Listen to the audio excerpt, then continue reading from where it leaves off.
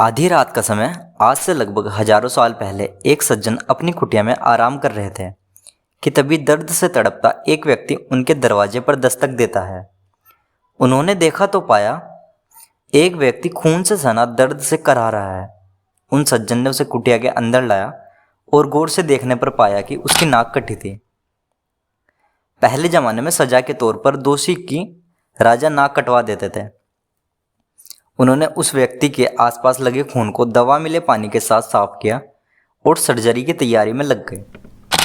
एक पत्ते से उस युवक के घाव का नाप लिया और अपने उपकरणों को गर्म किया और सर्जरी स्टार्ट की। थोड़ा मांस का टुकड़ा अलग किया और घाव को दवा से भरकर उस मांस के टुकड़े को फिर से उसी आकार देकर वहां लगा दिया। इस तरीके से पहले प्लास्टिक सर्जरी या फिर राइनोप्लास्टी कंप्लीट हुई। आपको फिर से याद दिला दूं कि ये सब घटनाक्रम आज से हजारों साल पहले का है और इस सर्जरी को करने वाले सज्जन और कोई नहीं बल्कि फादर ऑफ सर्जरी या फिर शल्य चिकित्सा के पितामह महर्षि सुश्रुत थे। महर्षि सुश्रुत का जन्म लगभग 700 ईसा पूर्व भारत के काशी में हुआ था और काशी तो पहले से ही अध्यात्म नगरी रही है। महर्षि सुश्रुत के गुरु धन्वंतरी जी थे। महर्षि सुश्रुत ही सुश्रुत संहिता के रचयिता है। इस ग्रंथ में उन्होंने सर्जरी से जुड़े बहुत सी बातों पर चर्चा की है।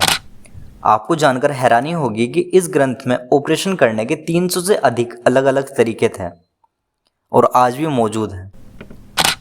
सर्जरी के लिए वे 125 तरह के उपकरणों का प्रयोग करते थे और ये सभी उन्होंने खुद से ही तैयार किए थे। इन उपकरणों में विशेष प्रकार के चाकू, सुइयां और चिमटियां आदि शामिल होते थे। महर्षि सुश्रुत ने कॉस्मेटिक सर्जरी में परफेक्शन हासिल कर लिया था। इसके साथ ही उन्होंने आई सर्जरी पर भी काम किया है। उन्होंने सुश्रुत संहिता में मोतियाबिंद के ऑपरेशन का वर्णन किया है। महर्षि सुश्रुत टूटी हड्डियों का पता लगाने और उन्हें जोड़ने में भी स्पेशलिस्ट थे। ऑपरेशन के टाइम पर दर्द कम करने के लिए अक्सर वे रोगी को अल्कोहल या स्पेशल औषधियाँ देते थे। इसके अलावा सुश्रुत को डायबिटीज़, मोटापे जैसे रोगों की भी विशेष जानकारी थी। अपनी सर्जरी की प्रैक्टिस के लिए और अपने शिष्यों को सिखाने के लिए स्टार्टिंग में वे फलों, सब्जियों और मोम के पुतलों का उपयोग करते थे। मानव शरीर की अंदरूनी रचना को या फिर कहें कि ह्यूमन एनाटॉमी को समझने के लिए वे शव को पानी में या फिर तालाब में रखते थे और फिर उस शव की परत दर परत स्टडी करके अपने शिष्यों को समझाते थे। आज के समय में यह हमारा दुर्भाग्य है कि हम इतने महान व्यक्तित्व के योगदान भूल चुके हैं और हमें शायद ही पता हो कि फादर ऑफ सर्जरी एक भारतीय थे।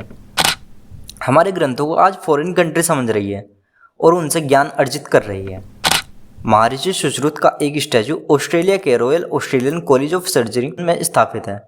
हमें भी अपने ग्रंथों पर ध्यान देना होगा क्योंकि हमारे भारत में वो सब मौजूद हैं जिनकी हमें तलाश है, बस हमें खोजने की ज़रूरत है।